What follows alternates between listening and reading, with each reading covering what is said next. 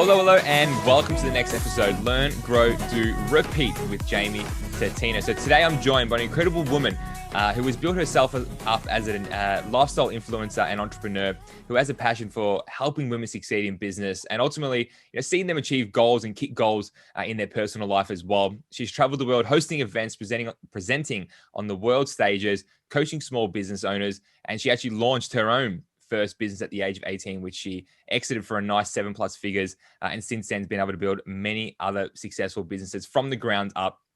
In 2015, she was crowned a WBFF world champion in the bikini category. And she's also traveled the world modeling too. She is the founder of Minding Her Business, which is one of Queensland's, if not, I'll put it out there, Australia's fastest growing women's networking group. We have Katie Stevens. Katie, welcome to the show. Thank you so much, Jamie. It's always a bit of a mouthful, isn't it, with the introductions? But totally. It's good. I'm getting better at it. The more you do, the better you get at it. So how are you today?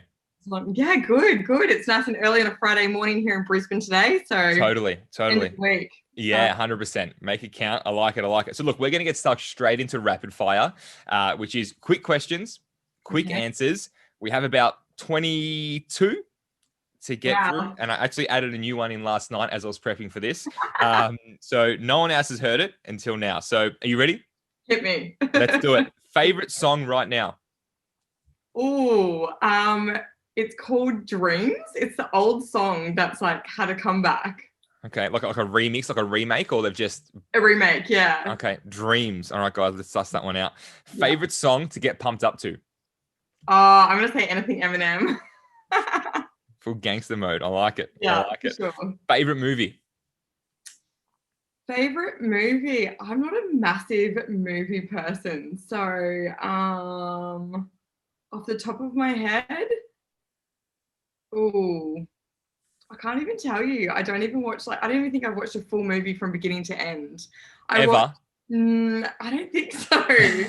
Let me just think on the spot here. Limitless? That's a good movie. I'll pay that. Good work. We got there. Favorite book? I've just started a book called Be Great, actually. But my favorite book of all time, I'm into a lot of entrepreneurial, personal development books. I'd have to say The One Thing. Yeah. Gary Vella. Yeah.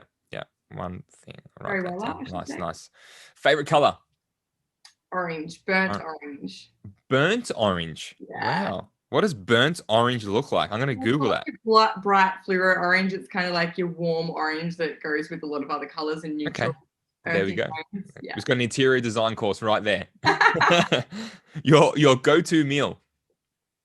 Go-to meal? Chicken, rice, and greens. Chicken, rice. All right. How do you cook your rice? Steamed, grilled, fried? The quickest way possible. But yeah. I love it. Favorite TV show? Jamie, you're not going to like me. I'm just not into watching TV shows and movies. Give me something. Everyone's going to laugh at me, but I've only recently just got into Prison Break. Didn't even know it was that old. Apparently it came out in 2005, so... Hey, better late than never, eh? Yeah. I love it. Your biggest celebrity / sporting idol growing up?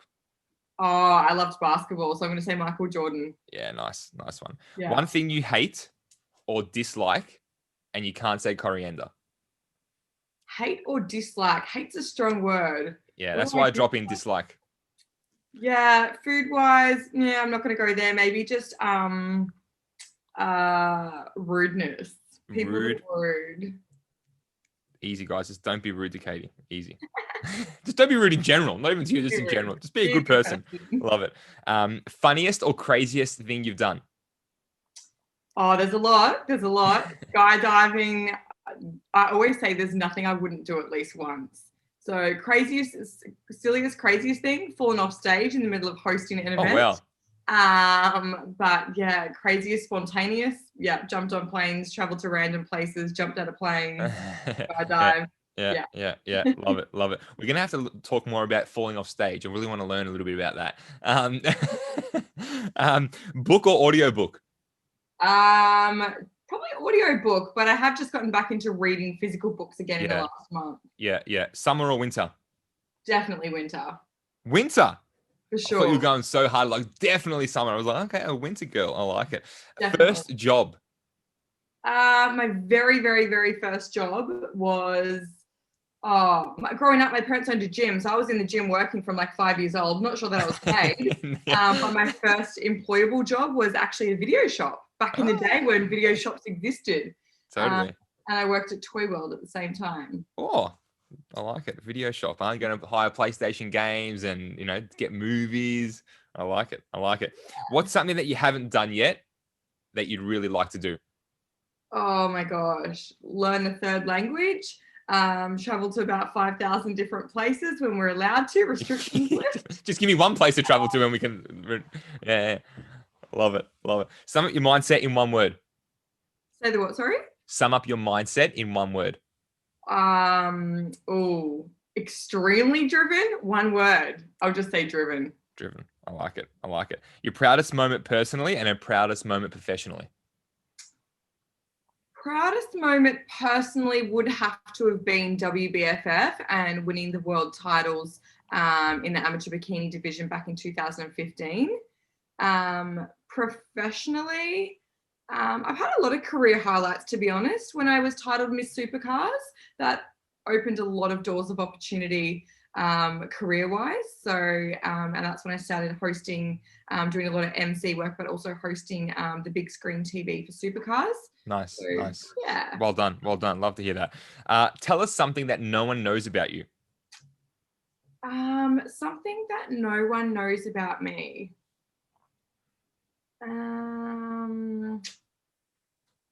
I definitely like even numbers, and I would always beat someone to choose the even number. Something that no one else knows about me. I'll just go with that one for now. We'll circle back. We'll circle back. Yeah. You can substitute, so your greatest failure, so you can substitute that word for whatever's relevant for you, that ended up being your best lesson. Substitute the word for me. What was my best lesson? Yeah, so your greatest failure or something that didn't work out. You can, if you don't like the word failure, because some people don't like that, so you can substitute that word for whatever you want it to be, but ended up being your best lesson. Oh, one of my relationships. Just put it out there. Just put it out. Yeah. Relationship. Yeah. For sure. Yeah. Okay. Good. Good. If you could choose any one person in the world to have lunch with, who would it be? So past, present, dead or alive. You got a 2-hour time limit, and where would you have it? Jamie, I like connecting with people. I don't want just one person. I'd dinner parties, but the first person on the invitation list would have to be Michelle Obama. Nice, nice. Yeah. And where would this dinner party be? It'd have to be a rooftop somewhere, at least overlooking the ocean, or somewhere close to water, beach. We're narrowing it down. If anyone's listening and you have a venue just like this, and you know Michelle Obama, please be sure to invite Katie. For sure. Rooftop looking over the ocean. I like it. I like it. What was 10-year-old Katie like? Extremely strong-headed. Trying to be politically nice. And probably knew everything as well. Yeah. Yeah, I would say, always motivated, driven, but certainly headstrong and would question anything that I was unsure of. Yeah. Okay. Second last question. What's one trait, skill, quality, value, belief, whatever you want to call it, that's consistent in your closest 5 friends, you would say, or 5 acquaintances, but the one that's most important to you? Loyalty. I like it. Lucky last, your favorite superhero. Favorite superhero?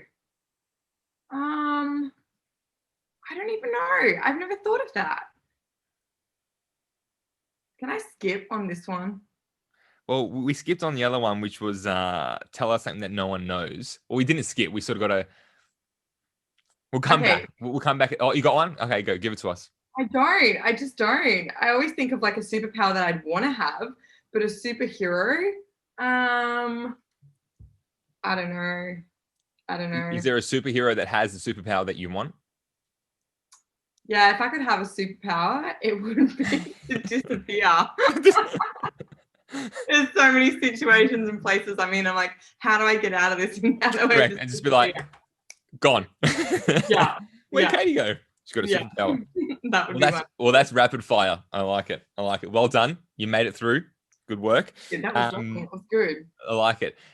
Look, tell us something, Katie, that, through this, COVID period that you learned about yourself. Like one thing you learned about yourself during this period. Gosh, how to sit in my own space. I'm such an extrovert. I'm constantly around people, love connecting, talking, and meeting new people. So COVID certainly showed me how to have resilience, but to be able to I can't even talk today. But to be able to sit in my own space and just, I guess, be a witness and listen to my own thoughts. Good point. I can definitely relate because I'm very similar, always out there, very, doing things, connecting with people, meeting here, meeting there, talking here, talking there. But then to definitely have to slow down and sit with yourself. And again, you might do it here and there in the busyness, like maybe a couple of hours here and there, but when you have to do it for like a long period of time, it's definitely a good skill to be able to have. So look, in the intro, there was a million different things we could talk about, but take it back. So you were born in Mildura, is that right? Yeah, country Vic. Girl. Yeah. Yeah, definitely. So, and you said your parents owned the gym. So bring us back as far as you remember. Tell us a little bit about the upbringing, and then, where it all sort of, and then your first business at the age of 18. Give us a bit of a backstory on that. I'll try and keep it brief, but back in 1990, just kidding. I'm a country girl. My family, aunties, uncles, and whatnot, grew up in country Victoria on farms. So most of my childhood years were either spent holidays at my auntie and uncle's farm, or in country Victoria visiting either side of my parents' families. Yeah. Moved to Hervey Bay when I was also young. We moved around a lot growing up. So my parents always had their own businesses and they were buying, selling, or were given different job opportunities. So I think I went to about 6 or 7 primary schools. Wow. So I had to learn pretty quickly that if I didn't make friends in class, then I'd be having lunch on my own. So I think that's probably where a lot initially came from, or that was instilled in me in such a long age, was to build up that courage or confidence. Even if I didn't have it, I had to sort of overcome those fears or thoughts, because I hated I didn't like being on my own. Yeah. So that was like the young Katie. I was obsessed with French, so I wanted to be a French teacher growing up. And I loved doing my research to work out how I could not just cut corners, but how I could achieve or set out to achieve those goals quicker. And whatever way I could get to things and achieve things quicker, I was down for it. I ended up moving to France when I was in grade 11. Wow. I started university as well when I was in grade 11, and I did a Head Start program. And I moved over there because if you do live in the country for a certain amount of time, then you can knock off parts of your degree. So I did that and fell in love with travel, fell in love with the language. And fast forward to now, I actually don't teach French. I just love speaking and connecting with people that do. So if there's anyone that's French listening, reach out to me. Can you speak it as well as like write it? Yeah. Oh, wow. That's awesome. Yeah. Okay. It's funny though that when you do learn other languages, some people can speak it or understand it by listening, but not also write it. Okay. I learned the language for about 9 years before I moved over there. So then I started my first agency. I guess I've always sort of been in business as such.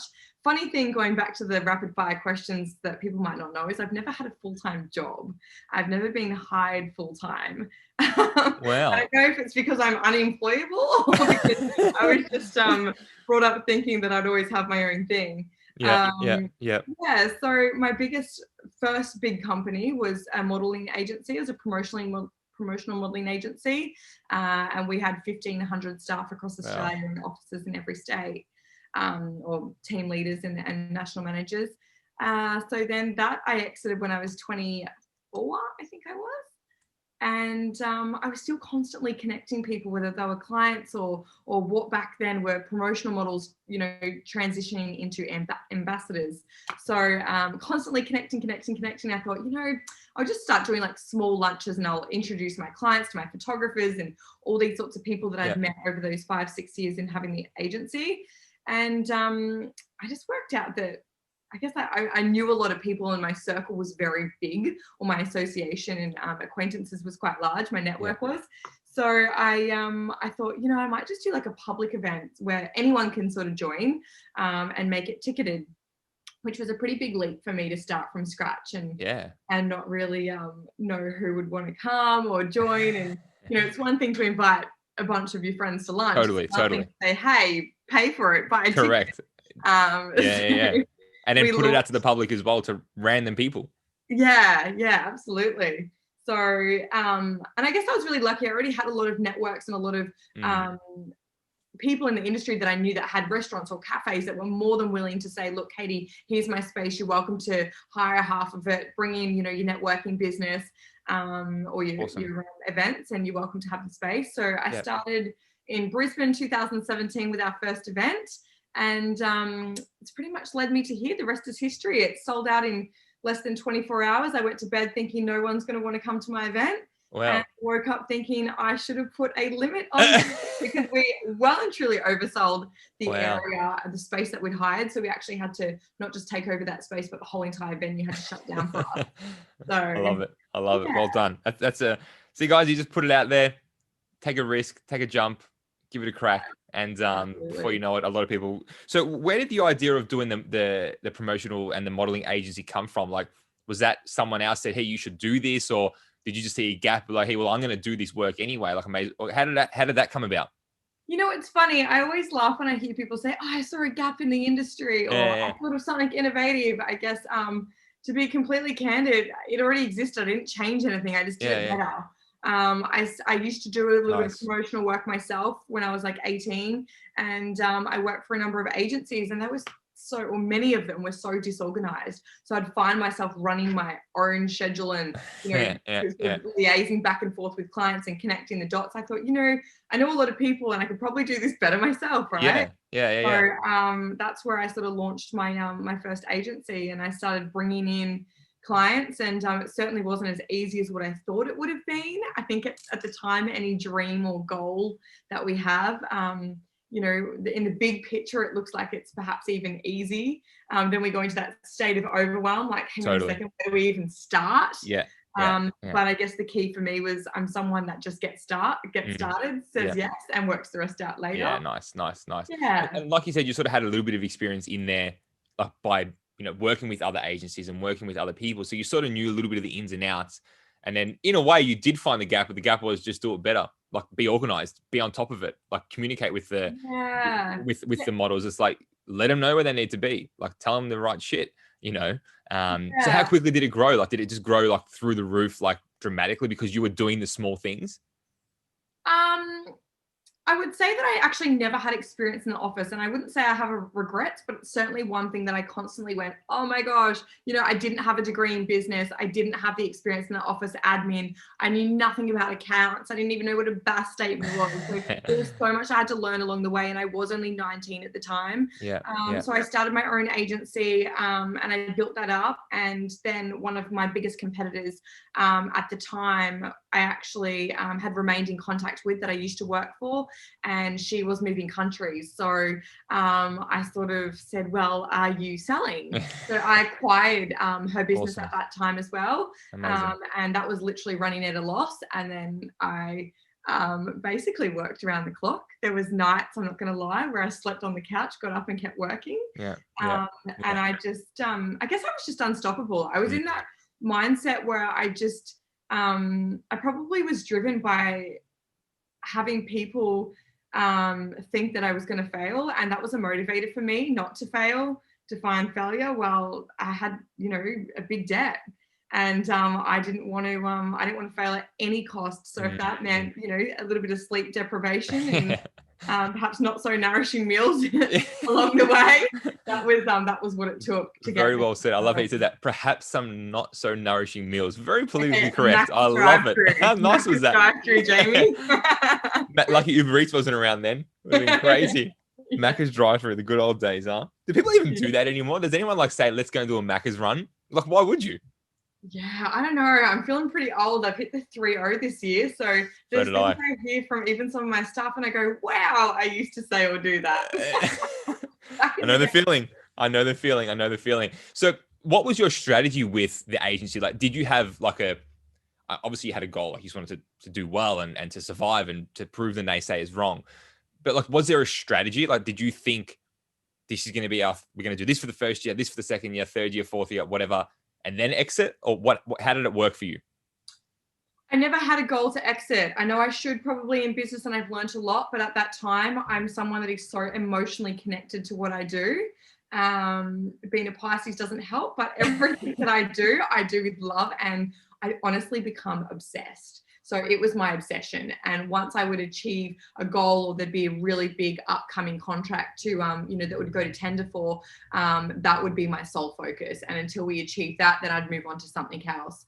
I guess I've always had a really strong plan and vision on what I want.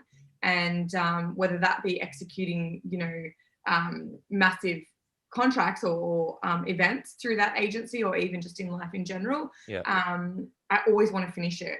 I feel that feeling of completion. There's nothing worse than having 20 balls in the air and never finishing anything, because you don't have that satisfaction of actually, setting out, going through the process, looking back and going, wow, look where I started and look where I am. Yeah. So I always have had structure. I've always written things down. I'm such a visual person. Yeah. I like to see things. I like pictures and images. I know we're on video call at the moment, so you can probably see my big whiteboard in the background. I like to write, draw everything down. Nice. Write everything down. So yeah, I'd say definitely structure and having things like pen on paper or good whiteboard markers on whiteboards. Yeah. Did you, and it maybe then it was probably worse than what it is now, but as a woman and as a 19, 20-year-old, 21-year-old, did you feel like did you feel that there was a difference in the way people would communicate with you? Or again, were you just so motivated, driven that you didn't even sense that?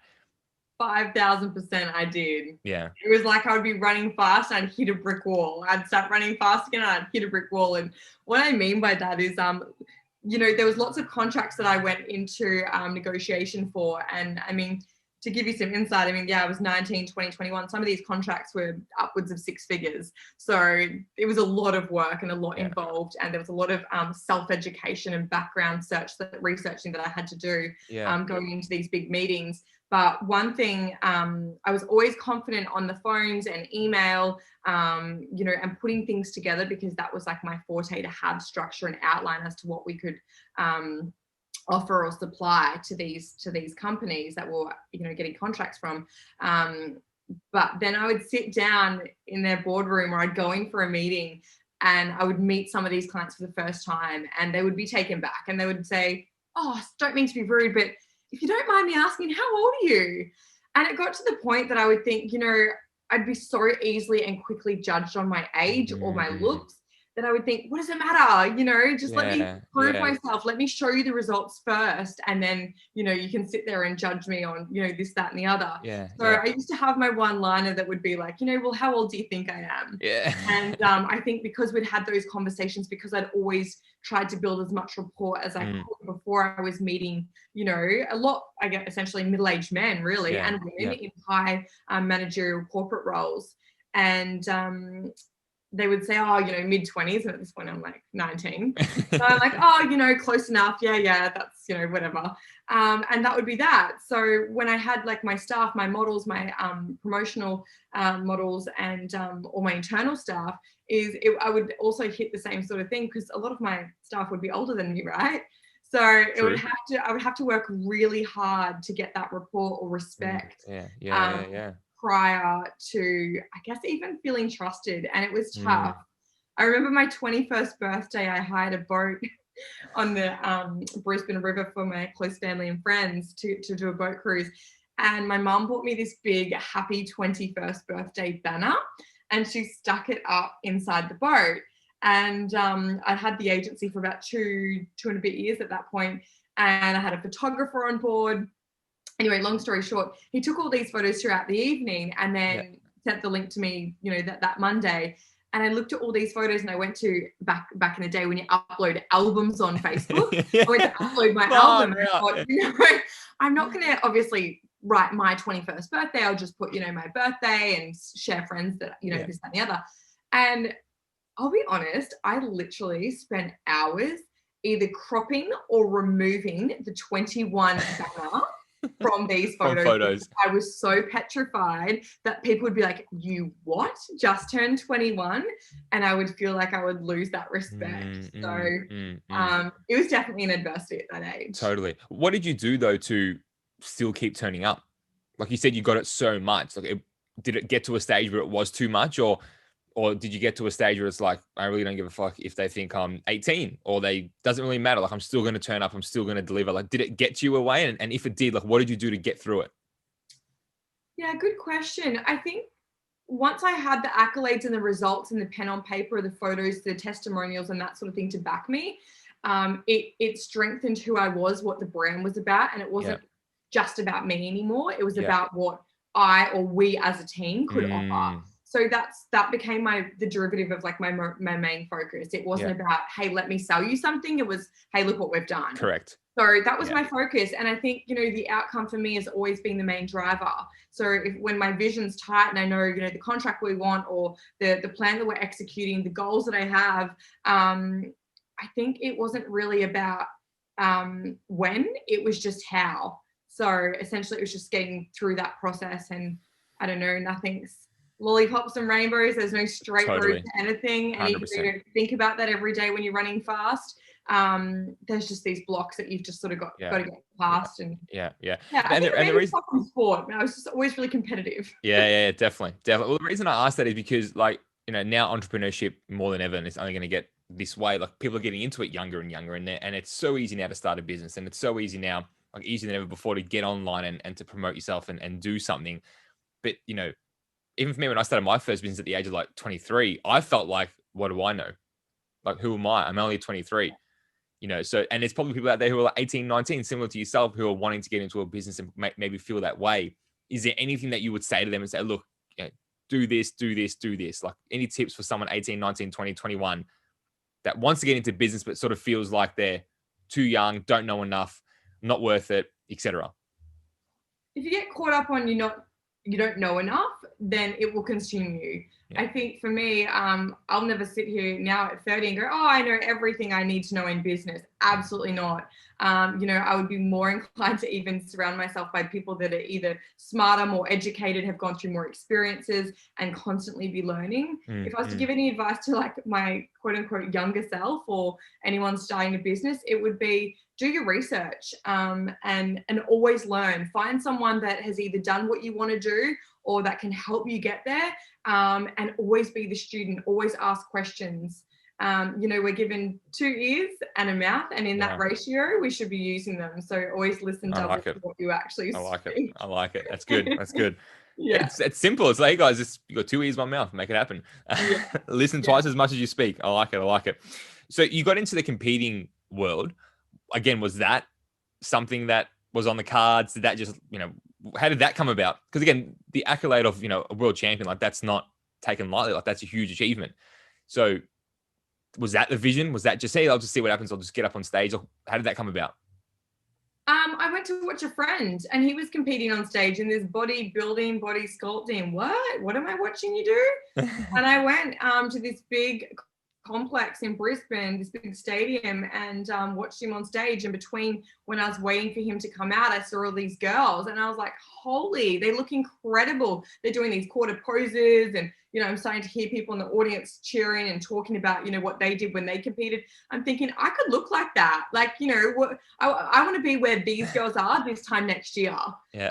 So I knew nothing about competing, but having the background where I grew up with my parents owning a gym, I started exercise, and I started learning about moving your body and the benefits of exercise from maybe, I think I was 4 or 5 when my parents had the gym.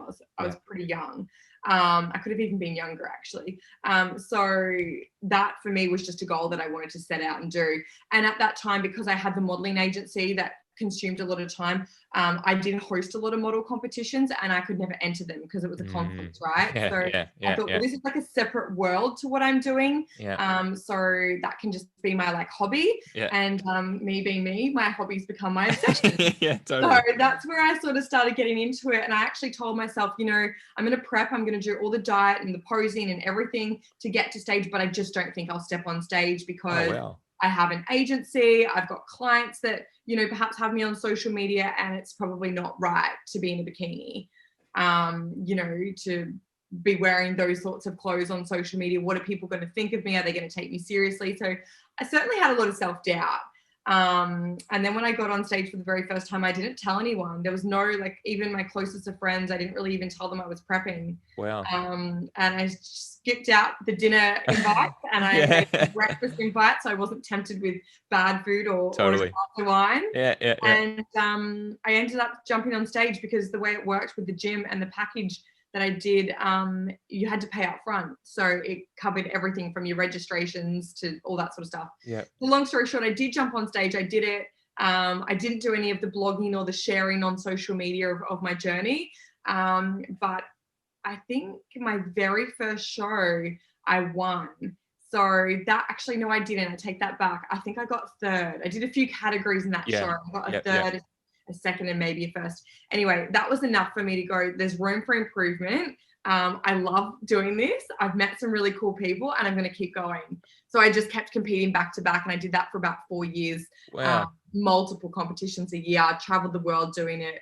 The world titles was over in Las Vegas. So once I got a taste of what it was like to be on the Australian stage and represent, you know, locally, I was like, yeah, I want to be that girl. Taking it global. Inspiration. I used to read, you know, Oxygen magazine and see the cover girls, and then I'd meet them, and yeah, so it sort of just flowed from there. Well done. And I got a lot of respect. You know, I did a comp when I was, you know, probably roughly the same age, 23, 24, something like that. And lots of respect for what it is. For me, that was the big breakthrough for me to really realize how much I can actually do and what's possible. Because again, I came from like a footy background, AFL, and doing that was completely left of field.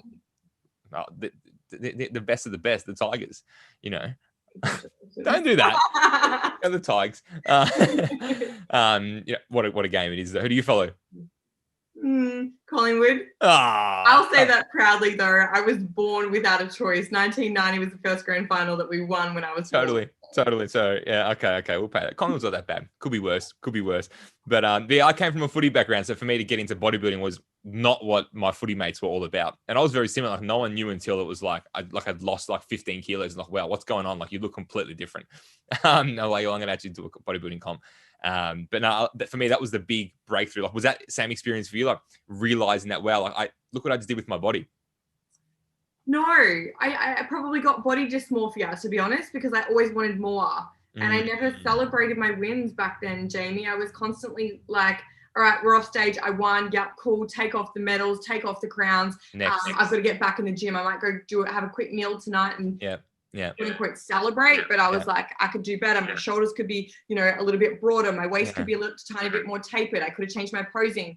And for me, it took a long time to realize, hang on a second, this is the foundation of what flows through success and setting goals and achieving them. And, you know, I did a podcast with Cohen Ray not too long ago, and he said off air that he finds that most successful entrepreneurs in life either have a background in the military or bodybuilding. So it's interesting because I think the foundations I learned wasn't just the physical aspect of looking amazing.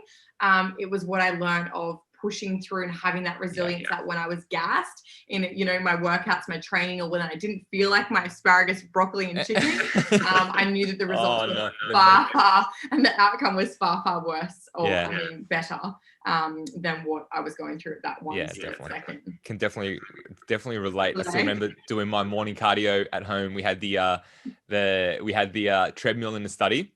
And my dad would get up every morning and be on his computer, and he would every morning, I still remember it, the smell, Vegemite on toast. Wow. Because like the toast was warm, and so the Vegemite would really, and I'm sitting there walking, doing my cardio an hour at like 4 o'clock in the morning, and he's sitting like right there, arms length away, eating Vegemite and toast. And I would just like eyeball him every month. Like that there, like you said, like that discipline that you don't learn that anywhere else. No. If you want to get a result, most importantly. I could have eaten the Vegemite and toast, but I wouldn't have got the result. Absolutely. That's for sure. You said so again, I did a bit of research, as you do. Back in 2017, you did there was an article, Fight Mag, and you said that you wanted to become a motivational speaker. Wow. When was that article? 2017. 2017. Okay. Fight Mag. That's when it was published. I don't know when the interview was done, but that's when the article was online. That's about right. Yeah. Yeah. And it said that you wanted to become a motivational speaker. It was one of your life goals and aspirations. Do you think that that's played a part in what you've done with, minding her business, and in an indirective way, it's sort of what you're doing now? This is like an aha moment. I'm like, is this manifestation? Is this putting it out to the universe? Because I totally forgot about that. I'm glad I did my research. Yeah, I love this. I was Miss Supercars in 2015. I went on to start doing my TV screen pieces, and I was constantly in the media and being asked and interviewed for things relating to supercars and around the sport, which I absolutely loved.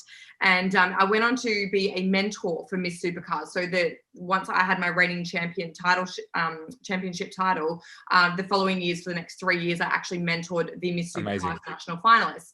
Yep. So I found a lot of fulfillment in helping and mentoring these young women that were, from the age of 25 to 30, that wanted a career, in modeling or speaking or, whatever it may be. So that's where it really hit me, which was probably around 2016, 17. And I just loved it. And to be honest, most of the work was free.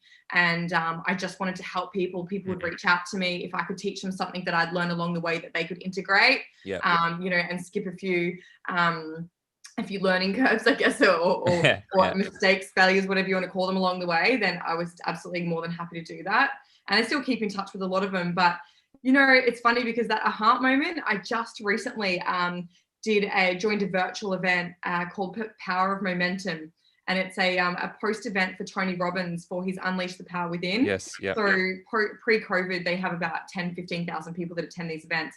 And I remember going to my very first event, must have been a couple of years ago, 18 months ago. And I see these motivational, incredibly empowering speakers on stage. And I'm like, that is what I want to be. If I can help one person, I'm happy. But if I can present in front of an audience and share my adversities, or how I created my own opportunities from adversities, that would be a massive just tick of fulfillment for me. So I was grateful enough to be given the opportunity to speak at Power of Momentum, which was 3 weeks ago now.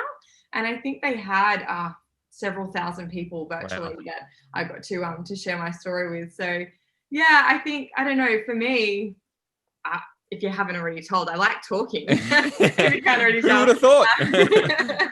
Katie, stop. I've got another question. We're going to keep moving. No. But yeah, no, I like it. I like learning about people and I like helping people. So yeah. Would you say that you're playing that role now as a motivational speaker in the day and age of 2020? Yeah, essentially. I mean, I'm certainly surrounded by a lot of people that inspire me. So I know I've got a long way to go. And I guess that's what life's about. And back to your original question, is that what I'm doing with MHB, minding her business? Essentially, I am. I'm also facilitate and host the panel. So I do a lot of questioning and learning from our guest speakers and helping our audience engage. So it's not really about my personal story. Totally. My events are more so about sharing and creating that space where I can bring those incredible speakers to our audiences. Yeah. So yeah, it's probably a combination, but nice. I definitely want to do more of it. Well, I'm glad I did some research to bring that up for you. Because you sort of put it out there years and years ago. I still remember when I went to my first, sort of motivational event or educational event on one of the breaks. So it was a bit more chilled. There's probably 500 people there. And on one of the breaks, I actually went up on the stage, on the first or second step. And I did a video, went with my phone, just like this privately. I wasn't out there as much. And I said to myself, one day I'll be standing on a stage like this and running my own events. And I've still got that video. It's not a fancy video. It's a lot of the ground because I didn't want to, do any of this stuff. I was a little bit, in my own little shell. But then, 2 or 3 years later, that's actually happened. So even for me now saying that out loud, it's like, well, it is true when you do put it out there. Sometimes you do forget about those visions. So yeah, minding her business now, for you, incredible work, what you've been able to achieve. Incredible. All bullshit aside, like I said, it's probably one of Australia's, if not definitely Queensland's biggest and fastest growing. For you, was that the vision? I know you said you sort of had one event. You're like, we'll just sell some tickets and see who comes along, and overnight it's sold out. Did you think it would be as well taken as it has been? There's multiple extensions of minding her business now, but it definitely started with the live events. Selfishly speaking, I wanted to create a space where I could hang out with cool people and feel inspired and motivated. And I don't want to be gone are the days where you go to bars and meet friends and meet new friends, I should say. It's hard, especially living in cities, and that's where we host these events is, people move around because of their family, their work, their husbands, whatever the case. And how do you meet new people? How do you connect with like-minded people? You've just had a baby, you're a stay-at-home mum, you want to start a business. So to create that space for me was more so to help other women, but also, again, selfishly speaking, to be able to connect with really cool people.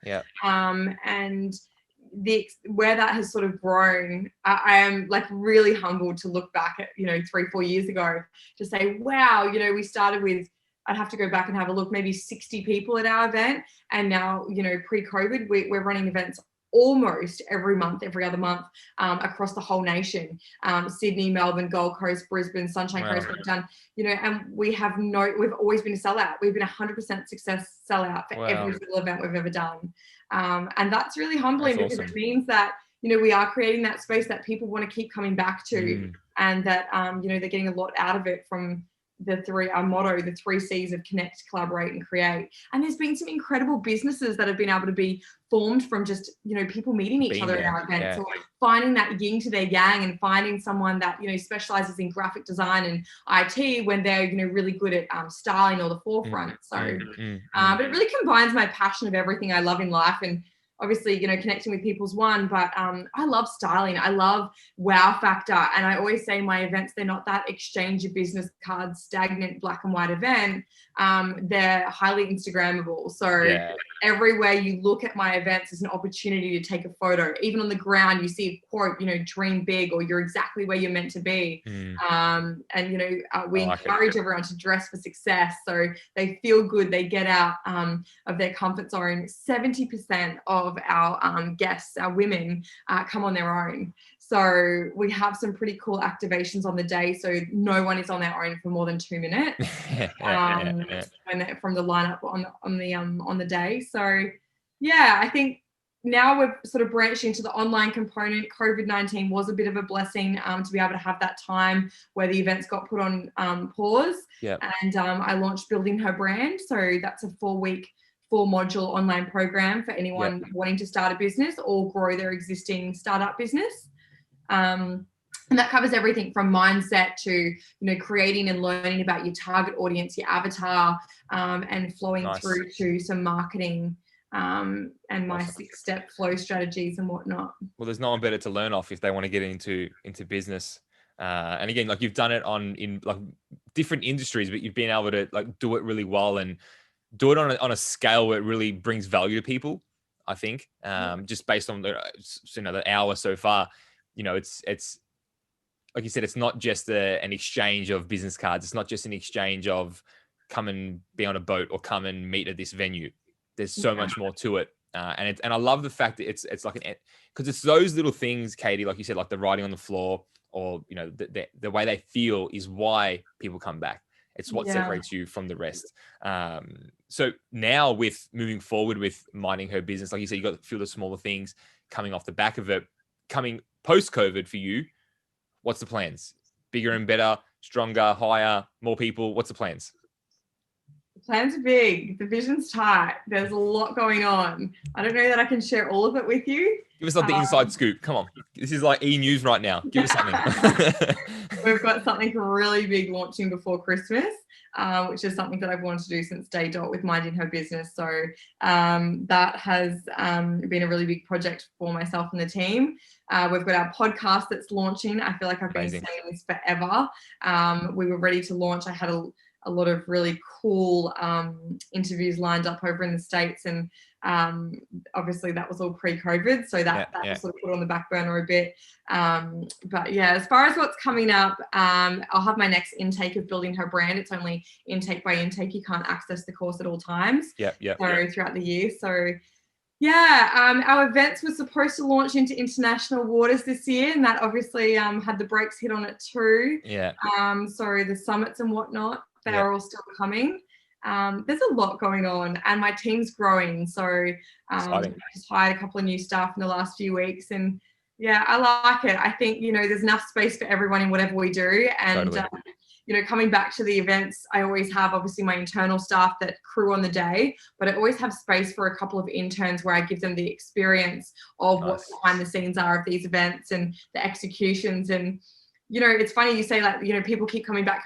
And since then, we've had guests that have attended our events that have then started university degrees in event management because they want to learn more or they want to do something similar. How cool is that? In a different industry. Wow. So my doors are always open. I have nothing, I guess, that I hold back on when it comes to growing businesses and to be able to leverage off my experiences to help other people. But yeah, it's exciting. There's a lot coming up. Mindset. Well done. One thing I've picked up, in just in this period of time now, like I said, even doing some research is, you really know who you are.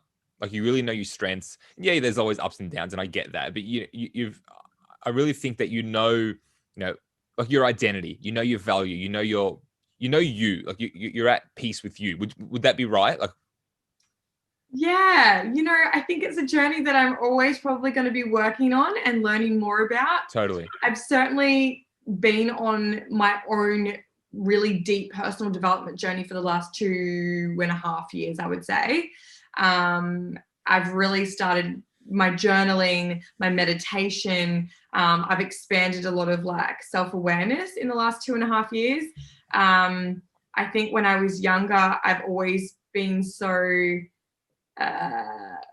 not always confident, but just always excited to learn something new. I'm high energy. I like to try new things. I'm definitely sporty, so I like to get out there and give anything a sort of go. I'm always like totally down for getting my hands dirty. I was brought up helping with my dad's carpet cleaning business to make pocket money on the school holidays.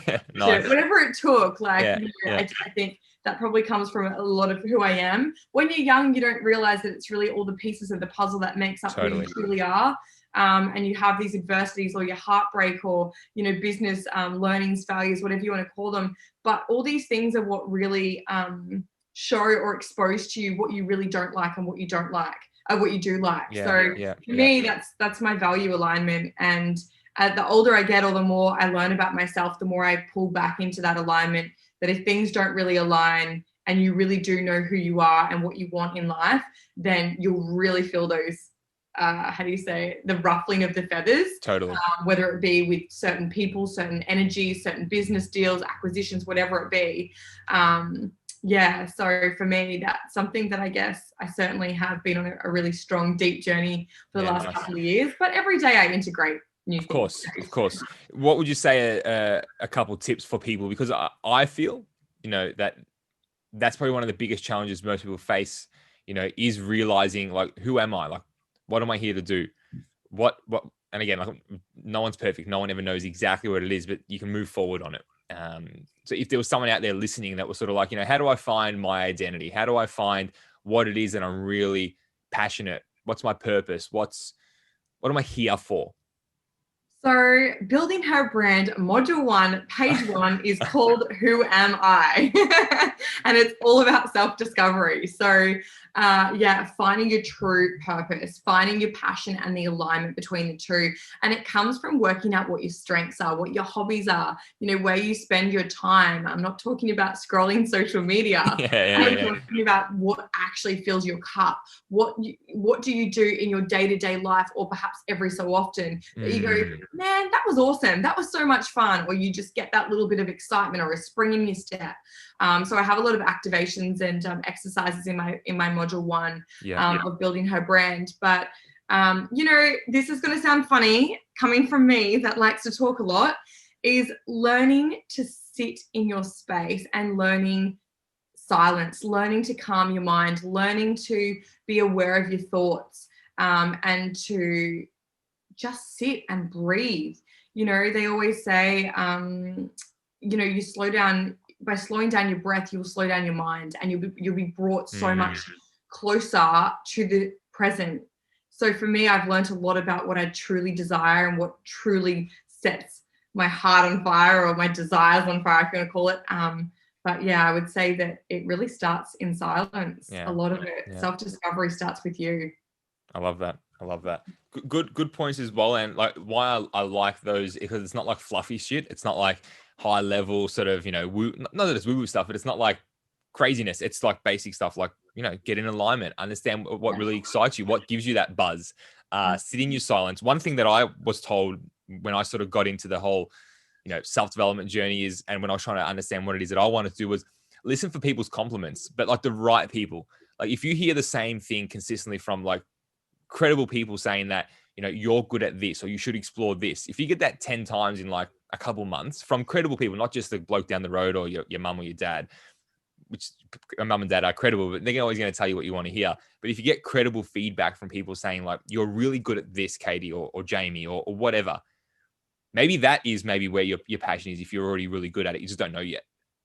Yeah, it's funny. I hear it all the time. Your parents are always going to tell you what you want to hear. My parents don't. They always set me up for, Katie, what happens if this? Have you done your research? What are the pros? What are the cons? What if? How about?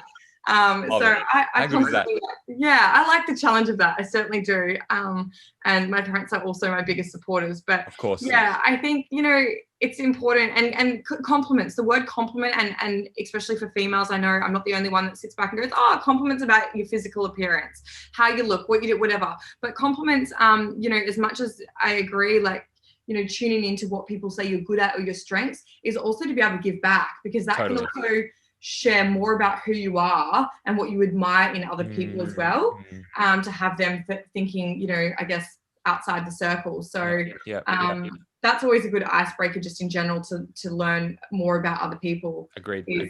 Asking questions and giving compliments. What would you say are your top 3 daily habits to get Katie in tune, in check, doing what you need to do at her peak performance? Top 3. A lot of people ask me how I meditate and they struggle with it. And they go, Katie, I just can't sit still for more than 2 seconds. And how do you do it? The truth is my meditation doesn't come in always sitting in silence. My meditation varies. So the 3 tips, the 3 things vary day to day, depending on how I feel. I don't wake up feeling exactly the same at the same time every single day. So I am quite intuitive. And I do follow we all have intuition. So to learn how to follow or tap into your intuition, that if you don't feel like doing this one day, then perhaps try something different. So top 3 tips. My first one is moving my body. The more I move my body, the more I release cortisol. If I'm leading up to an event, or if it's an event week and I wake up with that whole elephant on my chest, oh my gosh, I've got 50,000 things to do. Take that back a step. Before I exercise, I'll just breathe. And I'll just slow down my breath, slow down my mind, and then take it to the next step. That perhaps if I don't have time or don't have the physical strength for training, then I'll just start by going back for a walk. For me, writing things down, always constantly journaling, writing things down. Sometimes I don't feel like writing 6 pages of journaling, so I'll just write words. That's probably 2 really important things that I do. Nourishing my body, eating good food, eating well. It's like, we call it brain food. It probably come from my days of competing, is I know how good I felt when I ate well. And when I didn't, I know it was always a good idea at the time, but the next day or the aftermath, I'd say, I get it. Life's about balance, but to get straight back on that train of eating healthy and creating healthy habits around that. So that's good. Movement / slow the breath, slow the mind, journaling and nourishing. I like that. I think that nourishing the body is super, super, super important. It's the fuel we have. It's what gets us through the day. What's one thing you learned, Katie, over the journey to date that really just blew you away? What's one thing that you're like, wow, I can't believe I learned that? Are we talking business or personal? Either. The first thing that comes to mind is like I learned this X amount of years ago, or yesterday, or this morning, and I can't believe I learned that. Like, that's so powerful. Okay, there's a lot, but I'm just going to focus on one thing. And I think right now in this, I'm putting quotation finger marks up, unprecedented times where we need to pivot. I naturally am someone that has always had 100% trust for people. I don't question it. I give people love. I'm an open book, and I feel that everyone has the right intention. So not having a negative spin on it, but I've certainly learnt, holy wow, there are people like that that exist, or people that have different values to me, has been a massive growth or turning point, especially in my most recent years, where learning that I just don't have to be everyone's cup of tea, but Yeah. they don't have to be mine. Yeah. You know, I think for me at such a young age and moving around so much, I constantly wanted to be liked. I was always worrying about what people thought about me. And if I do this, will that upset this person? And if I say this, and sometimes I'd go 100 miles an hour and ask all these questions, and then without knowing somehow would question or offend people. And I always wanted to be that kid that was liked. And whether that was because I moved around a lot, but in my adult years, now I'm just sit in my space and I go, well, if it doesn't align with my values and I do it and go against my own values, my mindset, or what I truly believe or desire, I'm going to be unhappy. And therefore I can't serve and help other people. Correct. So why do that to sacrifice my own happiness when things don't align? Yeah. So yeah, I think that's probably a big learning for me. Yeah, is definitely. If it doesn't fill my cup, then that's okay. And I know that there's going to be people that I perhaps don't fill theirs. Correct. Yeah. It's funny. Sometimes we chase admiration, approval, acceptance from people who don't even really care about us. You know, in that engagement, you think that they do, but they'll go home and they've completely forgot about you. And that's not like rude. Yeah. That's just the way it is. That's life. You know, it's like people that ask, Katie, aren't you scared of failure? Or, all these sorts of things. I think every single person in this world, if they knew that no one would see them fail, would they go for it and do it anyway? Yeah, 100%. Yeah. So what's holding them back? The fact that someone's going to see them, quote unquote, fail, but they're only going to see it and think about it for 3 seconds and then they move on with their life. True. We get so caught up in all these stories and things in our heads of like, oh my God, how embarrassing if that doesn't work out, and this person will think this and that. And you just go, you know what, do it anyway. And it doesn't work out, do it again and again in a different way and find a way that works, because that is going to be your biggest success story. People don't want to hear how you've never made a mistake. People don't care about you saying, look, you know what, I just woke up and I was bang. Woke up like this. Did everything. Winning. Yeah, totally. No, good point. No, I love that. Do you remember the moment where you sort of said, wow, like this is getting real now? Like shit. Not that I've made it. More just like, wow, like it could have been either of the businesses or even just you personally, like, wow, like this is real. I'm still learning to celebrate wins. It's something I've always struggled with, because I used to proudly say, I'm just a futuristic. I live in the future. I never dwell. Like I sit there, things might upset me, 2 seconds, bang, I move on. I've always been really quick and good at compartmentalizing. Do I have a moment where I felt like I've made it? I've certainly learned to be proud of what I've achieved. So there's certainly lots of things that I used to almost not say, especially around certain groups or friends or associates, because I would feel like, oh, I'm big noting myself, or people will think that,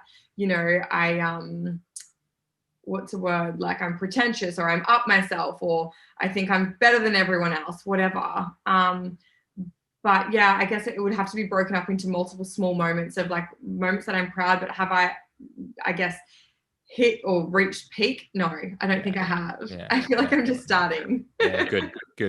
I like that. That's well said. It's because, like you said, you never really actually, you might attain or hit the desired outcome, but on the journey there are multiple wins and that we can celebrate. For me, one that always comes to mind was seeing my first ever like product in a retail store.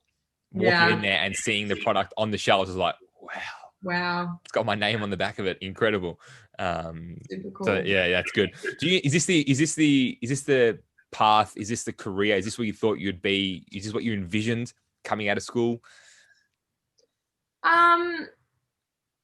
Subconsciously, I'm going to say yes, because I was always like, my friends would even call me Mama Katie, because I was always the leader. I was always the one that would organize the parties and the events, the social things, or even just helping with assignments. I was always that leader. I'm the youngest of two. I've got a sister that's older than me, and I was always still the leader and the go-getter, and everyone would always say growing up, Katie, you must be the oldest. And when I was young, I was like, yeah, I'm the oldest. Of course. Now I'm like, what, do I look older? I'm offended. But yeah, I mean, subconsciously, yes, absolutely. Because I felt that at a certain time in my life, especially in school, my parents would say, Katie, what are you going to do when you finish school? school? You're going to get a degree. What are you going? It was always constantly having us kids think about, the future and planning and having goals in place. And for me, I did want to be a teacher. So I think it is always been instilled that I've naturally always had that, I guess, motherly instincts or nurturing. Totally. I love teaching. I love educating. I love sharing. I love learning. Well done. It all comes together. Together. It's like those little aha moments where it all ties up into the future. This question is not, as we sort of start to tie it up and wrap it up, it's not like what's special about you, but like, why did you make it? Like, why have you done well? Like, why did you become successful?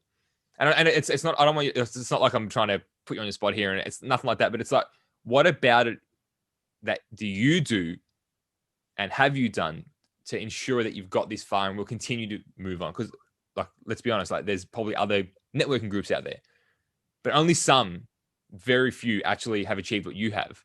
Why? Because I didn't stop.